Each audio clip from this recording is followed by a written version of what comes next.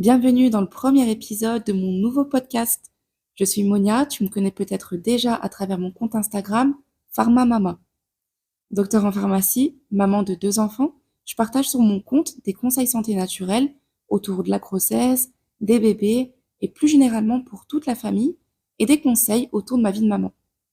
Ça fait un moment que j'avais envie de lancer ce format pour avoir plus d'espace que les courtes vidéos sur Instagram, pour pouvoir développer plus en profondeur ces différents sujets qui me passionnent. Cet épisode, c'est un hors-série, avant le lancement officiel qui viendra un peu plus tard. Mais avec l'arrivée du Ramadan, ça me tenait vraiment à cœur de prendre la parole maintenant pour t'accompagner à préparer physiquement ce mois de jeûne pour partager avec toi des pistes de réflexion à ce sujet.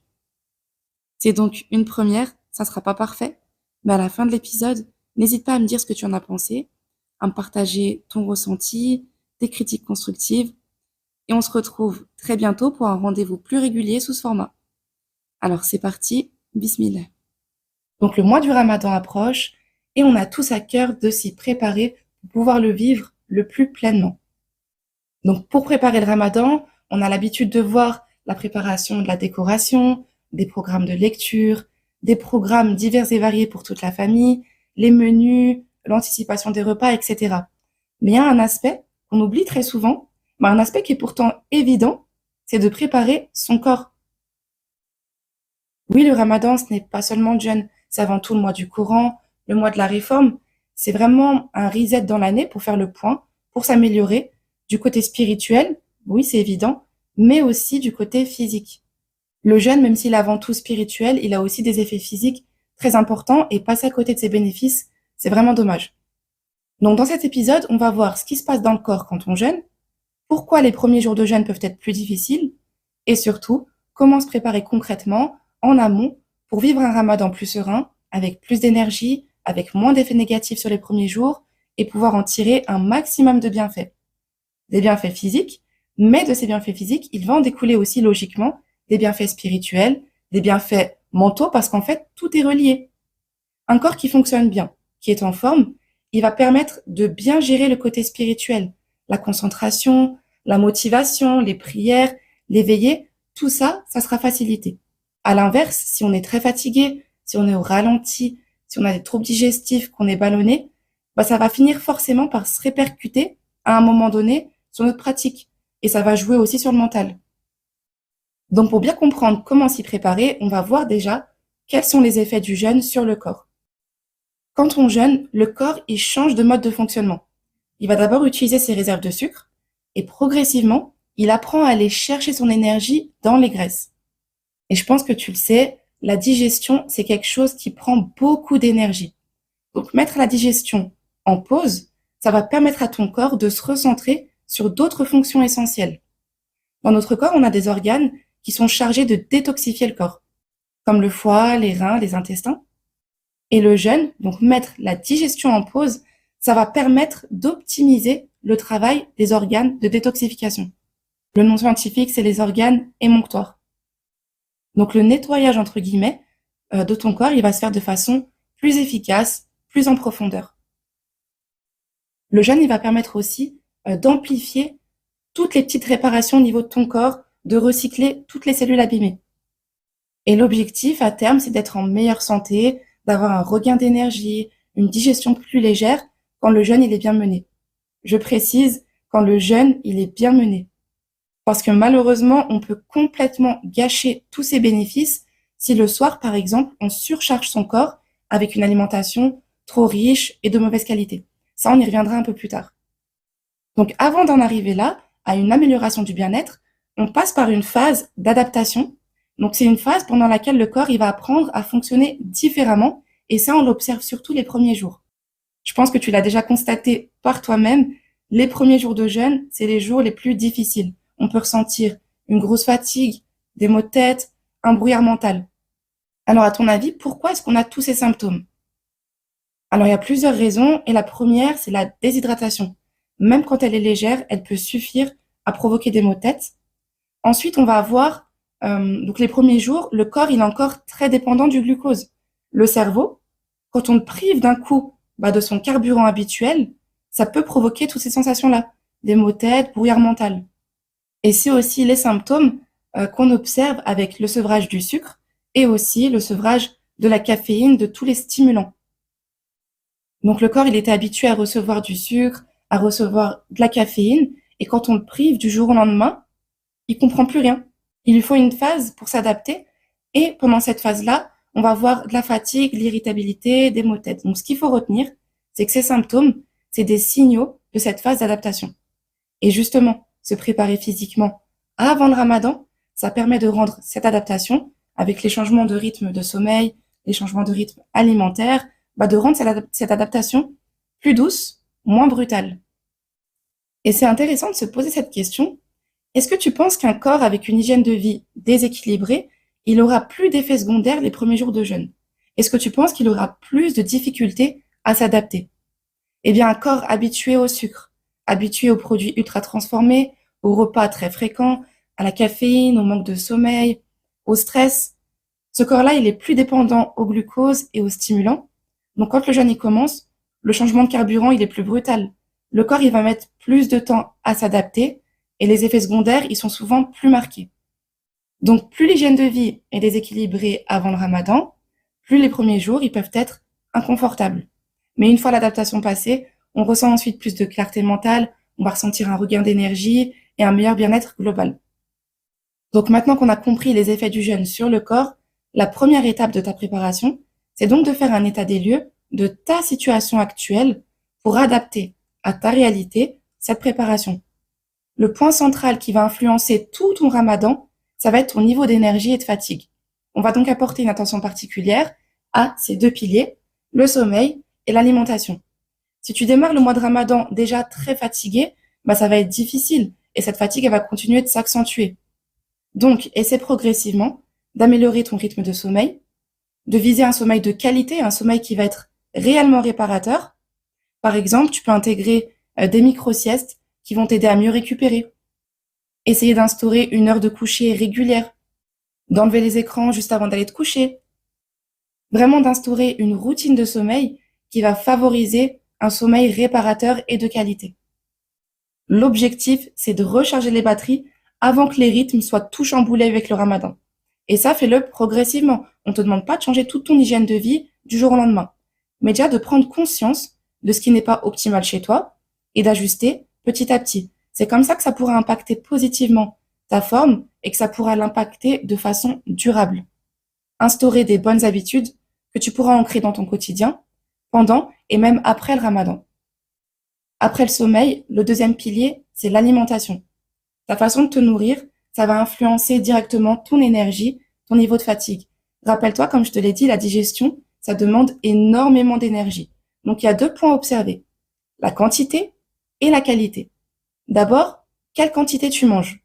Rappelle-toi de ce hadith bien connu qui dit que lorsqu'on mange, l'estomac, il devrait être rempli à 1/3 d'eau, 1/3 de nourriture et 1/3 d'air. Bon, est-ce que tu penses t'en rapprocher un petit peu ou pas du tout? Je pense qu'avec nos modes de vie, on est très loin de cet équilibre.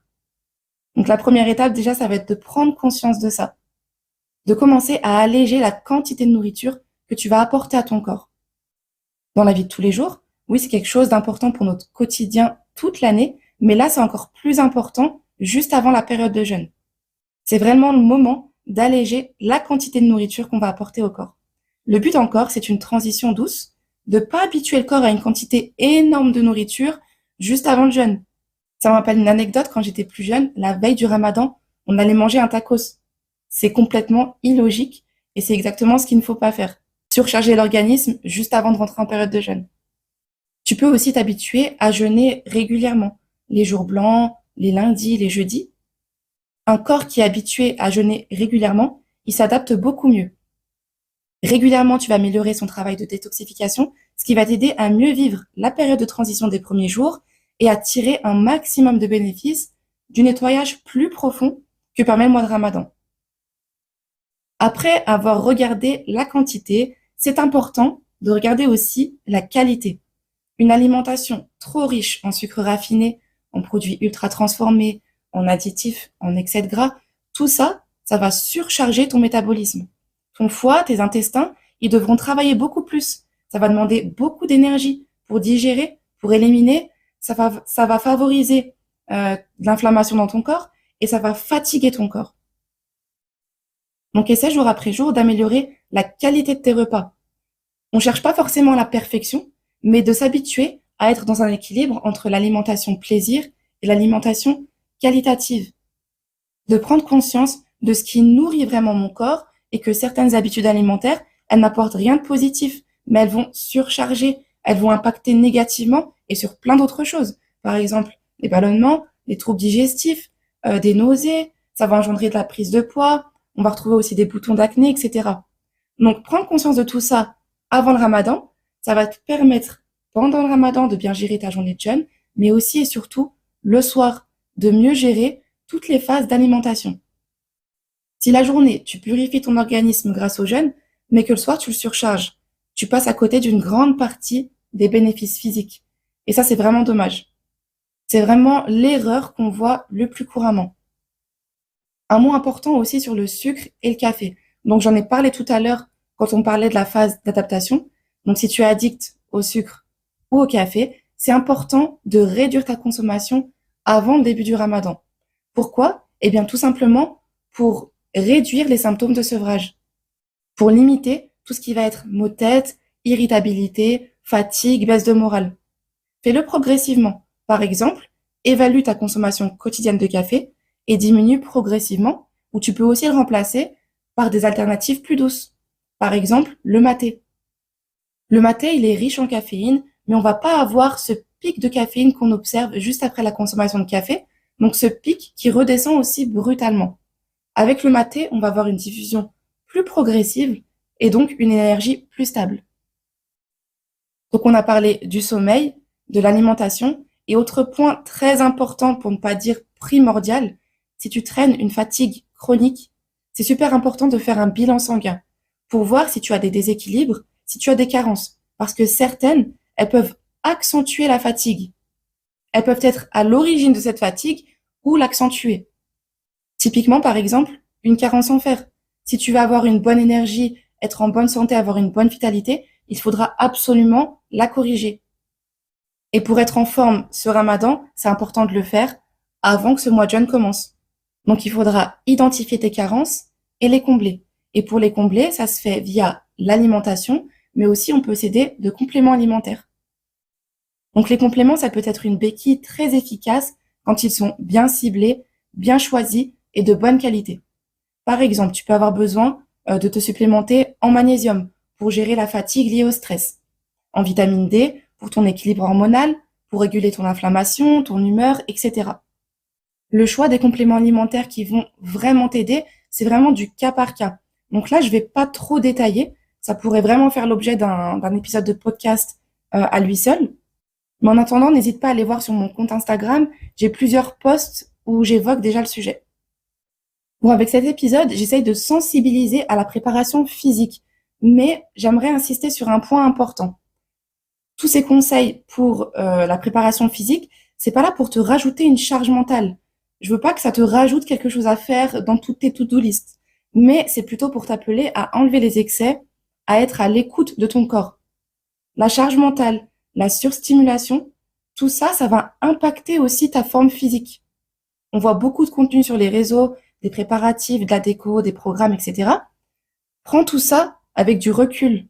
Ne te compare pas, ne te surcharge pas de choses à faire parce que tu as le sentiment de pas en faire assez. Sinon, tu risques de démarrer le ramadan déjà épuisé physiquement et mentalement. Fais vraiment ce qui te soulage réellement, ce qui allège ton quotidien et ce qui correspond à ta réalité. Donc, comme je t'expliquais, le mental et le physique, tout est lié. Donc, c'est important de prendre soin des deux. Donc voilà, petit disclaimer important, si je fais cet épisode, c'est pas pour te rajouter une charge mentale, mais juste pour t'aider à être à l'écoute de ton corps. Pour terminer, dernier point important dans la préparation physique, très important pour moi en tant que pharmacienne, ça concerne toutes les personnes qui ont des traitements chroniques, des maladies chroniques, des médicaments à prendre chaque jour. Donc si tu as des médicaments à prendre chaque jour, c'est très important de faire le point avec ton médecin bien avant le ramadan. Dans les cas où le jeûne est possible, parfois il faut réadapter les traitements. Vois aussi avec ton pharmacien pour adapter le plan de prise. à quel moment y prendre par rapport au changement de rythme alimentaire. Mais tout ça, il ne faut pas le faire soi-même. Il ne faut pas adapter son traitement soi-même, ça peut être dangereux, on peut faire des erreurs. Donc c'est important d'avoir l'avis de son médecin, déjà pour savoir si on peut jeûner ou pas. C'est important d'avoir un médecin en qui on a confiance. Il ne faut pas lui mentir, il ne faut pas jeûner en cachette. Ça peut être dangereux, ça peut être grave pour ta santé. Bon, je sais que pour le médecin, c'est un peu compliqué parce qu'on n'a pas forcément le choix du médecin qui va nous suivre. Mais pour les pharmaciens, par exemple, c'est un peu plus simple. Si vraiment tu ne te sens pas à l'aise avec ton pharmacien, bah, n'hésite pas à changer de pharmacie, à trouver un pharmacien qui sera à ton écoute, avec qui tu pourras discuter librement pour avoir les meilleurs conseils et ne pas prendre de risques. Bon, il y a encore tellement de choses à dire, mais pour ce premier épisode, je pense qu'il est temps de conclure. J'espère en tout cas qu'il t'aura plu, qu'il va t'aider à mieux préparer et à mieux vivre ce ramadan, à vivre un ramadan plus serein, plus équilibré, plus bénéfique, à surtout mieux vivre les premiers jours qui sont très souvent les plus difficiles. N'oublie pas, l'objectif, c'est pas de faire les choses parfaitement, mais c'est de mettre en place une préparation progressive, de prendre déjà conscience de certaines choses et de mettre en place des changements simples, mais réguliers, pour installer des habitudes durables qui iront bien au-delà du ramadan. Merci d'avoir pris le temps d'écouter ce premier épisode. N'hésite pas à m'écrire, à me partager tes ressentis, à me poser tes questions, à me dire si tu veux que je lance officiellement ma chaîne de podcast. Et en attendant l'arrivée des prochains épisodes, on se retrouve sur ma page Instagram PharmaMama pour encore et toujours plus de conseils santé naturels. Prends soin de toi, ta santé et de celle de tes proches.